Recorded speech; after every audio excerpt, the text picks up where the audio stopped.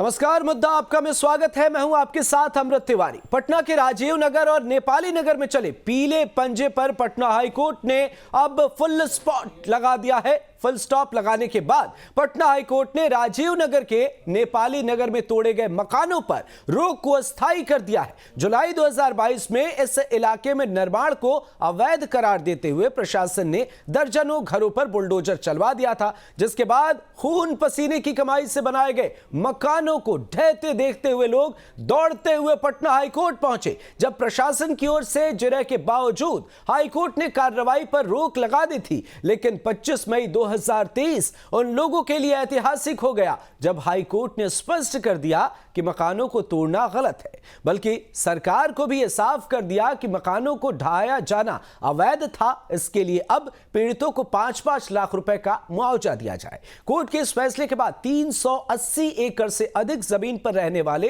1830 से अधिक परिवारों को राहत मिली है। लेकिन सवाल तो यह है कि अगर यह कार्रवाई गलत है तो प्रशासन ने कार्रवाई की ही क्यों?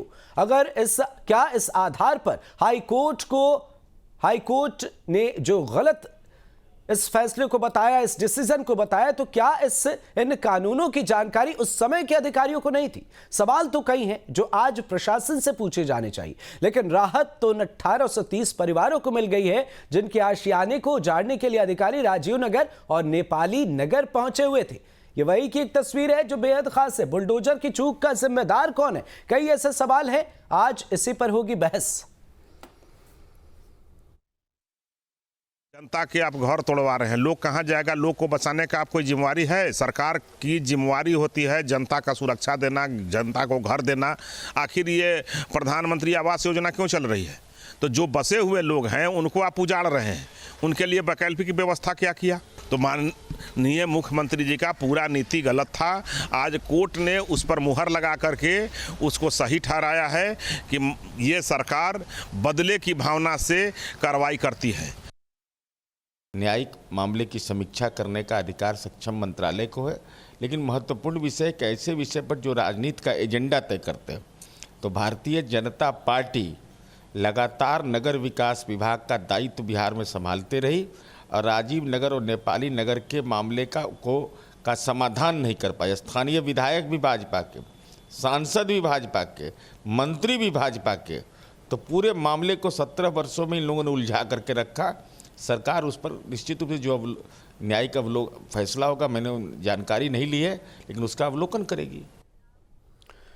अब ऐसे में एक अहम सवाल उठता है कि इस गलत एक्शन, इस गलत कार्रवाई का हिसाब कौन देगा? हमारे साथ मेहमान जुड़े हैं, सबसे आपका परिचय कराते हैं। हमारे साथ मनीष पांडे जी जुड़े हुए हैं, प्रवक्ता भारतीय जनता पार्टी। हिमांशु कुमार जुड़े हुए हैं, नेता कांग्रेस। मनोज लाल दास मनु जी हमारे साथ जुड़े हुए हैं, नेता जेडीयू। और सनी कुमार हमारे सहयोगी पटना से हमारे साथ लाइव जुड़े हुए। आप सभी मेहमानों का बहुत बहुत स्वागत है। पहला सवाल मनोज लाल दास मनु जी ऑफिस से। कोर्ट ने कहा यह फैसला, यह एक्शन गलत है, क्या कहेंगे आप?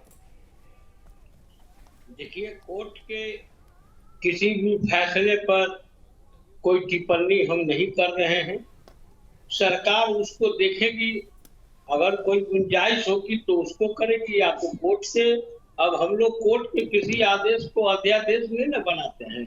अदालत ने कहा है, उसमें और सारे पहलुओं पर भी चर्चा की है अदालत ने। जैसे मीडिया के अंदर आया है कि जो अधिकारी रहे हैं, जो लोग उसमें रहे हैं, उन लोगों के ऊपर भी, चाहे आवास बोर्ड के हैं, थाना के हैं, तो उसमें अब सरकार कोई ना कोई निर्णय तो जरूर लेगी। लेकिन इसको राजनीति की दृष्टि से कहीं से भी देखना उचित नहीं है, क्योंकि राजनीति यहाँ पर करने से कोई फायदा है भी नहीं। ठीक है मनोज जी, कोर्ट के फैसले का तो सभी सम्मान कर रहे हैं, सब सम्मान करते हैं, सब सम्मान करेंगे आगे। मुश्किल वो नहीं है, मुश्किल ये है कि ये जो एक्शन लिया गया वो गलत है और 2010 के एक्ट का हवाला भी दिया जा रहा है। तो आखिर ये गलती हुई क्यों? क्या अधिकारियों ने इसे सीरियसली नहीं लिया, समझा नहीं, विचार नहीं किया, आनन फानन में आपने एक्शन ले लिया? सवाल ये। ओके, देखिए, ये जो भी एक्शन हुआ और जो भी कोई बात हुई, इसके लिए जिम्मेदार तो तत्कालीन उप मुख्यमंत्री और आवास मंत्री तारकिशोर प्रसाद जी हैं। उनके ही सिग्नेचर से, उनके ही फाइल के बाद ये कार्रवाई हुई, क्योंकि ये मामला कोई मुख्यमंत्री जी के पास से सिग्नेचर नहीं होता है। आवास बोर्ड का मामला था, विभागीय मंत्री ने, विभागीय सचिव ने उसको भेजा, विभागीय मंत्री ने क्लियर किया। तो इसमें सरकार का जो पक्ष है वो विभाग रखता है और विभाग ने रखा। अब वो गलत है, जब हाई कोर्ट में चला गया, वहां से मामला आया है, तो हम उसको देख रहे हैं कि कहां कहां सरकार की गलती हुई है। अगर सरकार की गलती हुई है तो हम उसे स्वीकार करेंगे। हम कहां कर रहे हैं कि उसकी गलती को हम स्वीकार नहीं करेंगे और उसमें कहां से बचाव किया जा सकता है। गलत तो है, कोर्ट ने ये नहीं कहा है कि वो गलत नहीं है। कोर्ट ने ये कहा है कि जब ये गलत था तो जिस समय ये मकान बन रहा था तो उस समय के अधिकारी क्या करें। तो अब इसलिए है कि अब 2005 से लेकर लगातार उस विभाग के मंत्री भाजपा के कोटे से रहे, तो जवाब तो भाजपा को देना चाहिए इस विषय पर। इसमें तो जदयू के कोई मंत्री उसमें रहे भी नहीं और विभाग के मामला में विभागीय मंत्री ही सर्वोपरि होते हैं।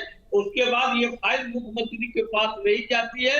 आप भी इसको देख सकते हैं, कहीं नहीं ये फाइल जाए।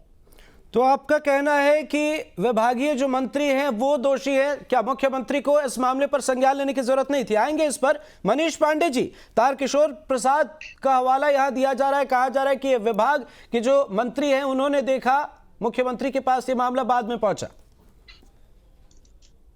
देखिए, मुझे लगता है अमृत जी, और यह लगभग अब स्पष्ट हो गया जेडीयू के प्रवक्ता के बयान से, और अभी आपने नीरज जी का भी बयान सुनाया। नीरज जी एक जिम्मेवार नेता है जेडीयू के। हालांकि ये अलग बात है कि जेडीयू के प्रदेश महासचिव शराब पीते हुए पकड़े जाते हैं, लेकिन इतना तो इनके बयान से स्पष्ट हो गया कि नीतीश कुमार पूरी तरीके से निकम्मे मुख्यमंत्री। और ऐसा मैं इसलिए कह रहा हूँ निकम्मा मुख्यमंत्री है कि कल भी जब हम लोग चर्चा कर रहे थे, वो जो पुल के नीचे मंदिर की बात थी, पुरानी मंदिर की बात, तो इन लोगों ने डीपीआर का हवाला देते हुए और उस पर जो है भाजपा के मंत्री पर आरोप मढ़ा था, और आज फिर जो है यह कह रहे हैं कि उस विभाग के मंत्री जो है वो भाजपा के थे। मतलब कि ये जो पूरी मीडिया में खबरें आती हैं, घर तोड़े जा रहे हैं, हंगामा हो रहा है, पत्थरबाजी हो रही है, ये सारी चीजें बिहार में पटना में नाक के नीचे जो विधानसभा और मुख्यमंत्री आवास से कुछ किलोमीटर की दूरी पर है, ऐसी घटनाएं घट रही थी और मुख्यमंत्री को ऐसी घटनाओं से कोई मतलब ही नहीं था। मतलब तो इसका इन लोगों की बातों से अगर भाजपा के मंत्री मान लिया जाए नगर विकास बहुत गलत काम कर रहे थे तो मुख्यमंत्री की कोई भूमिका नहीं होती है। या 17 वर्षों से बिहार इसी प्रकार से चल रहा है कि जो जिस विभाग का मुख्यमंत्री है वो अपनी विभाग में कुछ भी मनमानी करे, मुख्यमंत्री को, नीतीश जी को इससे कोई मतलब नहीं है। इनके इस बयान से तो स्पष्ट रूप से यही लगता है कि नीतीश जी ने छूट दे रखी है, जिसको मंत्री बनाया वही अपने मंत्रालय का वो मुख्यमंत्री है और नीतीश जी हाथ डुलाने के लिए केवल है। और शायद यही वजह है कि बिहार में जो उनके पास जो विभाग है अमृत जी, वह इतना बेहाल है कि देखिए गृह विभाग में अपराध का इतना बुरा हाल है, कार्मिक और प्रशासनिक विभाग में देखिए बुरा हाल है। मुझे लगता है जहां तक कि आज के विषय का सवाल है तो देखिए बड़ा स्पष्ट है, कोर्ट ने दूध का दूध और पानी का पानी कर दिया है। निश्चित रूप से जो अत्याचार हो रहा था नेपाली नगर के, चाहे जो दोषी हो, मैं ये नहीं कहता कि पार्टी के मंत्री थे और क्या, लेकिन इतना जरूर है कि नीतीश कुमार जी को बिहार का एक सशक्त और मजबूत मुख्यमंत्री माना जाता है और उनकी इच्छा के बगैर एक पत्ता भी सरकार में नहीं हिलता है, यह बिहार वासी अच्छी तरह से जानते हैं।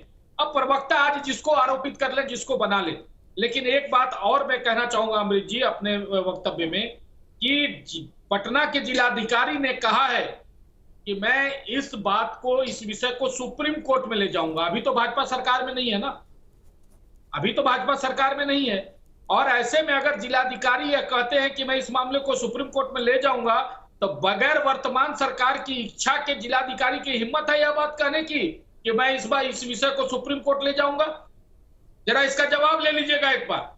और अगर तब इच्छा नहीं थी इनकी जब हम सरकार में साझेदार थे, तो अब कैसे इच्छा हो रही है सुप्रीम कोर्ट जाने की? ठीक है, ठीक है, हमारे साथ हिमांशु जी भी हैं। हिमांशु जी, इस एक्शन और उसके बाद अदालत के फैसले को किस तरीके से देख रहे हैं आप? आपकी एक प्रतिक्रिया बेहद खास होगी। देखिए अमृत जी, भारतीय जनता पार्टी जब जब सत्ता में आती है, गरीबों के आशियानों पर बुलडोजर चलता है। ये मैं नहीं कह रहा हूं, ये आंकड़ा बता रहा है। जो आंकड़ा बता रहा है, भारतीय जनता पार्टी शासित राज्यों में सबसे ज्यादा पूरे देश में गरीबों के आशियानों पर बुलडोजर चला। 80% से लगभग ज्यादा जगहों पर, ऐसे जगहों पर बुलडोजर चला है गरीबों के आशियाने पर, जो भाजपा शासित राज्यों में आते हैं। तो यह बात तो बिल्कुल स्पष्ट है कि भारतीय जनता पार्टी शुरू से ही गरीब विरोधी रही है। पूंजीपतियों की सरकार सदा से ही गरीबी मिटाओ के नारे पर नहीं की चली है, गरीब मिटाओ के नारे पर चलती रही है। जो यह घटना है 2 जुलाई और 3 जुलाई 2022 की, उस समय में भारतीय जनता पार्टी यहाँ सत्ता में थी, सत्ता की साझेदार थी बिहार में, और उनके ही नगर विकास मंत्री तारकिशोर प्रसाद जी जो उस समय उप मुख्यमंत्री थे, उनके समय में ही यह घटना नेपाली नगर में हुई थी। तो उनको इसकी जिम्मेवारी लेनी चाहिए। जब कोर्ट का फैसला आ चुका है, माननीय उच्च न्यायालय ने यह कह दिया है कि बिना नोटिस दिए ही और बिना कोई पक्ष जाने ही इस तरह की कार्रवाई निश्चित रूप से गैर कानूनी है, तो ऐसे मामलों पर ऐसे मामले में निश्चित रूप से माननीय मंत्री, तत्कालीन मंत्री के ऊपर भी जिम्मेवारी बनती है और उन्हें निश्चित रूप से अपने पद से भी त्यागपत्र दे देना चाहिए। जो अभी विधायक हैं उस पद से भी त्यागपत्र देना चाहिए, और नहीं देते हैं तो भारतीय जनता पार्टी का नैतिक कर्तव्य होता है, यदि वह गरीबों के साथ खड़ा दिखना चाहती है, उनकी सहानुभूति सही में गरीबों के साथ है, तो उनको तारकिशोर प्रसाद जी के ऊपर कार्रवाई। ठीक है हिमांशु जी, जिम्मेदारी का सवाल तो तब उठता है ना हिमांशु जी, जिम्मेदारी लेने का सवाल तो तब उठता है ना जब स्टैंड क्लियर हो। आप तो सुप्रीम कोर्ट का रुख करने वाले हैं, तो ऐसे में आप ये कैसे उम्मीद कर सकते हैं कि मुख्यमंत्री जी को हस्तक्षेप करना चाहिए? यदि मुख्यमंत्री जी हस्तक्षेप करते हैं तो कहते हैं कि मंत्री को अपने काम करने की स्वतंत्रता नहीं दे रहे हैं, नीतीश कुमार जी हस्तक्षेप कर रहे हैं, और अभी अनर्गल बयान दे रहे हैं टीवी पर आकर के कि उनको नहीं हिमांशु जी, आप अपनी बातें पहले क्लियर रखिए ना, स्टैंड तो क्लियर होना चाहिए ना हिमांशु जी आरोप अपनी जगह है, लेकिन स्टैंड तो क्लियर होने चाहिए ना। अगर आप हिमांशु जी, अगर आप ये कह रहे हैं कि बीजेपी जिम्मेदारी ले, ठीक है, तो आप इसके साथ साथ सुप्रीम कोर्ट के रुख की बात को भी तो क्लियर कीजिए ना। कोई एक ही पहलू रहेगा ना, या तो ये फैसला सही है या फिर ये गलत है। अगर हाई कोर्ट ने इसे गलत बताया है तो फिर आप सुप्रीम कोर्ट का रुख भी करेंगे और इसके साथ आप जिम्मेदारी लेने की भी बात करेंगे, तो दोनों चीजें कैसे चलेगी? देखिए, अब मामला विशुद्ध रूप से उस समय का है जिस समय तारकिशोर प्रसाद जी मंत्री थे। तो तारकिशोर प्रसाद जी जिस समय मंत्री थे, तो भारतीय जनता पार्टी इस मामले में कैसे बच सकती है, अपनी जिम्मेवारी से कैसे बच सकती है? भारतीय जनता पार्टी को निश्चित रूप से यह निर्णय लेना चाहिए। जी ठीक है मनीष जी इसके बाद आप ही के पास आएंगे। हिमांशु जी ठीक है, मनीष जी इसके बाद आप ही के पास आएंगे। हमारे संवाददाता सनी हमारे साथ लाइव जुड़े हुए। सनी, क्या कुछ है वहां पर स्थिति, और अदालत के इस फैसले के बाद वहां के लोग क्या कुछ कह रहे हैं, उनके शहर में क्या कुछ चला वहां के हालात से रूबरू कराई, फिर इस चर्चा को आगे बढ़ाएंगे।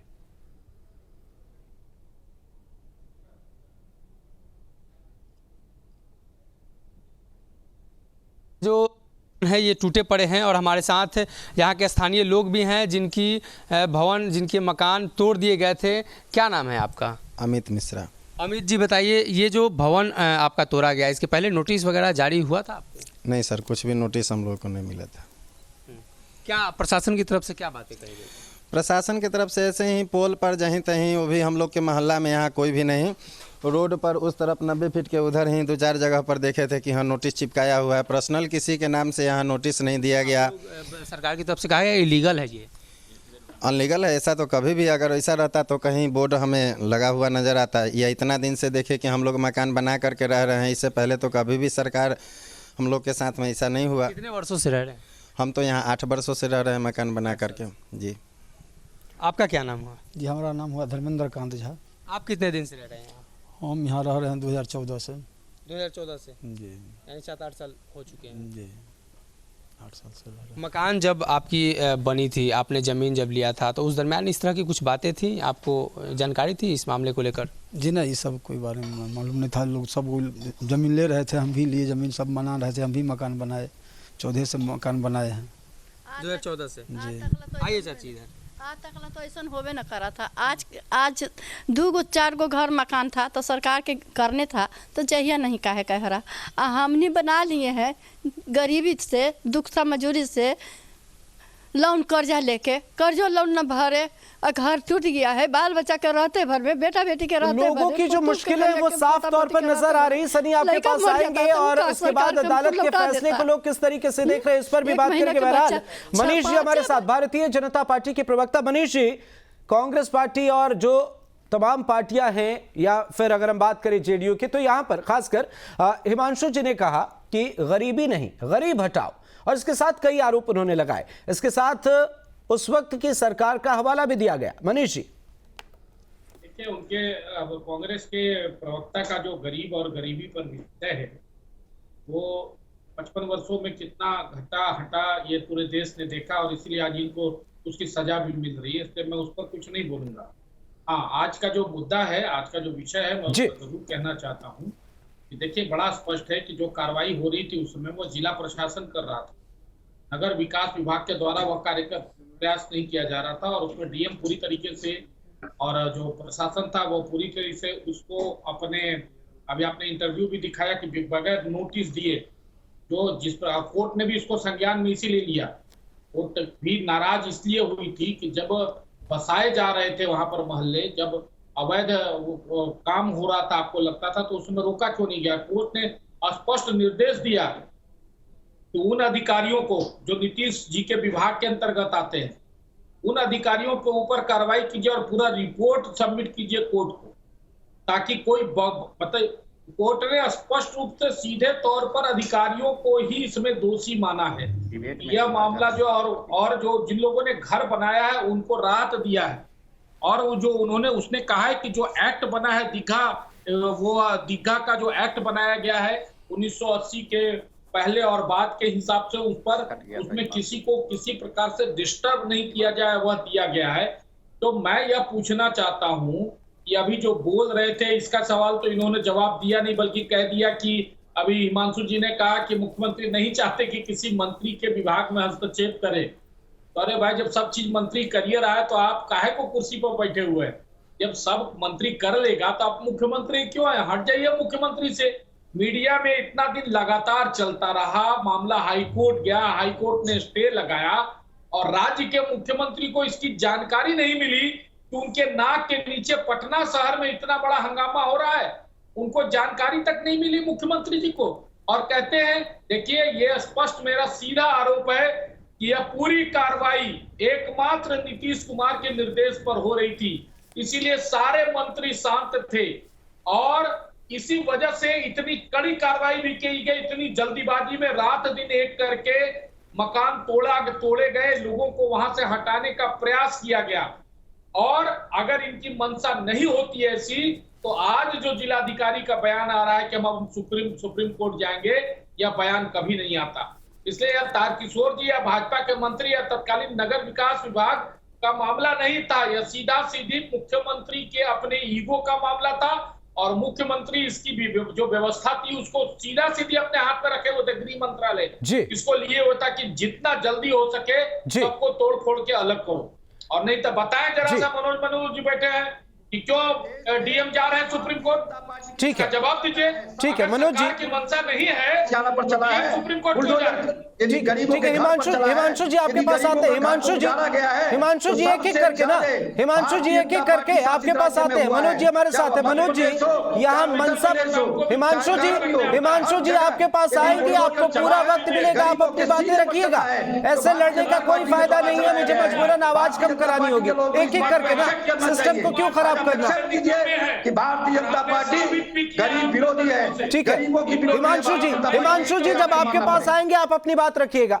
मनोज जी, बीजेपी का एक बड़ा आरोप कि मतलब नहीं है सीएम को, आपने सुना, मंशा को लेकर एक सवाल खड़ा किया जा रहा है। इसके साथ एक अहम सवाल यह भी है कि इस एक्शन को, इस कार्रवाई को करने में इतनी जल्दबाजी क्यों की गई?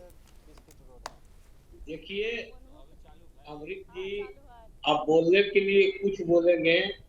आवास बोर्ड ने जब ये निर्णय करके जब जिलाधिकारी के पास भेजा, तो जिलाधिकारी का दायित्व होता है कि विभाग के अधिकारी का, विभाग के आदेश का एग्जीक्यूट करना। और उसने ये किया, कोई जल्दी थोड़े हुआ था।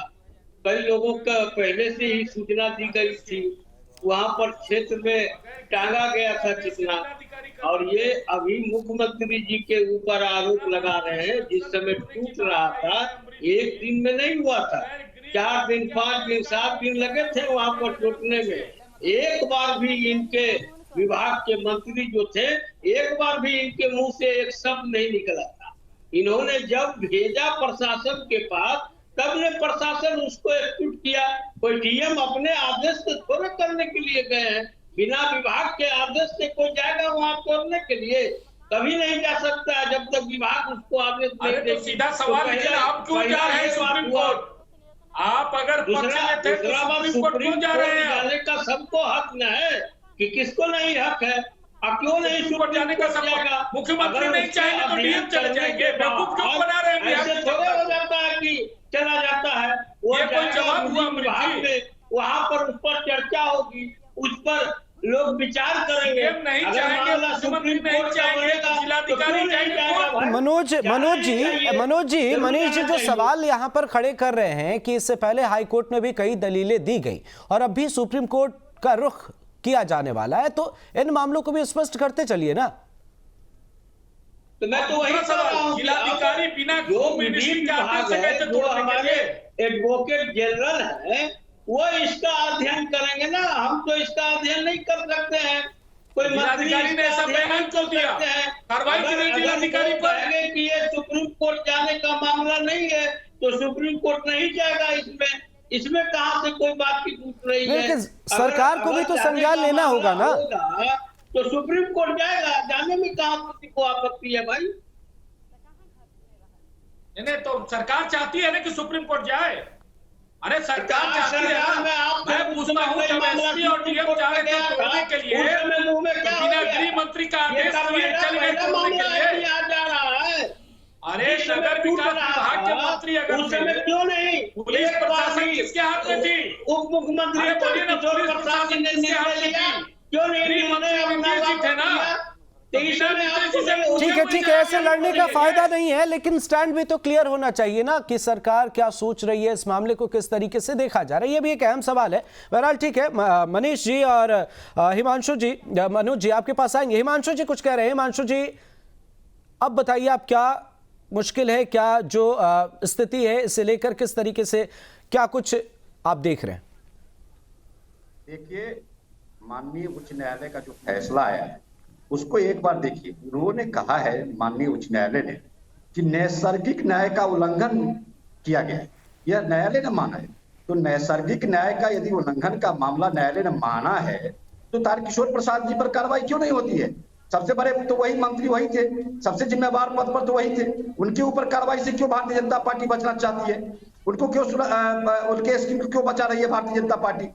इस मामले में दोहरा मापदंड भारतीय जनता पार्टी को नहीं अपनाना चाहिए। और दूसरा फैसला ये है, फैसले में ये है कि मुख्य सचिव को भी कहा गया है कि दोषी पदाधिकारियों को चिन्हित कर कार्रवाई करें। तो मंत्री जी भी तो इस दायरे में आते हैं, मंत्री जी से बाहर तो नहीं है। उनके पास भी फाइल गया है, उनका भी साइन हुआ है।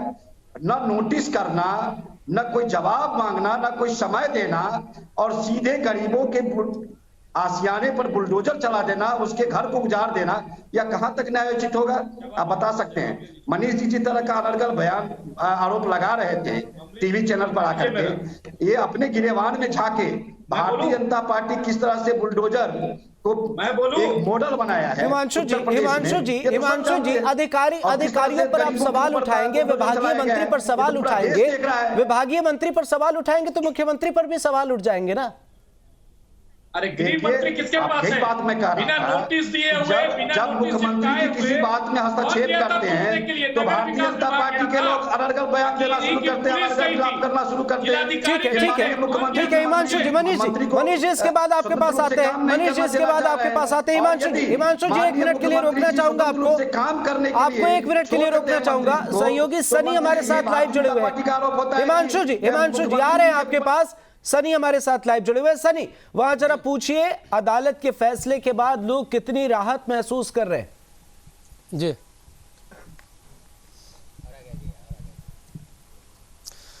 कोर्ट ने जो फैसला दिया है, जुर्माने की बात भी सामने आ रही है कि सरकार जो है जुर्माना के तौर पर आपको राशि देगी। जुर्माना का राशि से हम लोग कोर्ट के फैसले से संतुष्ट हैं और कोर्ट पर हम लोग को यकीन था कि हम लोग को इंसाफ मिलेगा। चूँकि प्रशासन द्वारा जो ये रवैया हुआ उसके बाद में कोर्ट ही एक हम लोगों का सहारा बचा था कि हम लोग कोर्ट पर यकीन कर रहे थे कि कोर्ट हमारे फेवर में फ़ैसला करेंगे और जज साहब के फैसले से हम लोग खुश हैं। हम लोग को कल जो है सो यहाँ बहुत सारे खुशी मिला और हम लोग जो है सो उसी खुशी में मंदिर पर, हनुमान मंदिर पर जो है सो उसमें भंडारा का भी आयोजन किया गया था। हम लोग कल खुशी मनाए, कोर्ट के फैसले को सुन करके हम लोगों को खुशी मिला। बिल्कुल सनी, जरा ये भी पूछिए कि ये मामला जो है सरकार इसे सुप्रीम कोर्ट में भी लेकर जा सकती है, इस अगर ऐसा होता है तो क्या कहते हैं? बोलो। फैसला है कि हाँ 5 लाख रुपया मुआवजा इनको मिले। सरकार इस मामले को लेकर सुप्रीम कोर्ट में भी लेकर जा सकती है, अगर ऐसा होता है तो हम लोग वहाँ तक भी जाएंगे, क्योंकि संघर्ष ही जीवन है। संघर्ष अगर छोड़ देंगे तो फिर हम लोग कहाँ जाएंगे? गरीब आदमी हैं। ठीक है सनी ठीक है, आप हमारे साथ बने रहिए। मनीष जी जीवन अपना लाइफ बर्बाद कह रहे थे अभी कि नगर विकास विभाग और ये मैं पूछना चाहता हूँ, आपने अभी दर्शकों को सुनवाया, ये बिना नोटिस चस्पा किए हुए और इनके घर अचानक आके तोड़ दिए गए, किस विभाग की कार्रवाई थी? वो किसके अंदर वो विभाग आता है? इस तरह से गलत बयानबाजी और कुतर्क के माध्यम से अपनी बातों को सही ठहराने का प्रयास किया जा रहा है। मैं स्पष्ट रूप से कहना चाहता हूं कि अगर सरकार की मंशा तब नहीं थी, अगर नीतीश कुमार नहीं चाहते थे कि टूटे, तो अब क्यों सुप्रीम कोर्ट का रास्ता अपनाया जा रहा है? ठीक है, जवाब ले लेते हैं। मनोज जी संक्षेप में, वक्त कम है, 30 सेकंड। मनोज जी इसका जवाब दीजिए। मनीष जी, तार किशोर प्रसाद की बच्चों पर कार्रवाई। नहीं, हिमांशु जी आ रहे हैं आपके पास, मनोज जी को सुन लेने दीजिए ना। मनोज जी, तो मंत्री मुंह में मिठाई खाकर क्यों चूकते हैं? मुख्यमंत्री के मुंह में क्या था? अरे मुख्यमंत्री के मुंह में क्या था? बयान आया था कि ठीक है, वक्त कम है। आप सभी का बहुत बहुत शुक्रिया। मनीष जी बहुत बहुत शुक्रिया, मनोज लाल दास, मनोज जी, हिमांशु जी और सनी, आप सभी का बहुत बहुत शुक्रिया। पर बुलडोजर एक्शन पर हाईकोर्ट की टिप्पणी सामने आई। अतिक्रमण के खिलाफ प्रशासन की कार्रवाई को गैर कानूनी माना गया। 6 हफ्ते में मुख्य सचिव जांच के बाद रिपोर्ट पेश करेंगे। तो इस रिपोर्ट के बाद देखिए क्या कुछ होता है। जांच रिपोर्ट पे दोषियों के बारे में भी जानकारी देनी है और पीड़ितों को फिलहाल सरकार 5-5 लाख रुपए मुआवजा दे, ये भी अदालत की तरफ से फैसला सामने आया है। पर एक तरफ एक और तस्वीर नजर आ रही है, हो सकता है इस मामले को सुप्रीम कोर्ट में भी लेकर जाया जाए। नजर हमारी है, मुद्दा आपका में फिलहाल इतना है। नमस्कार।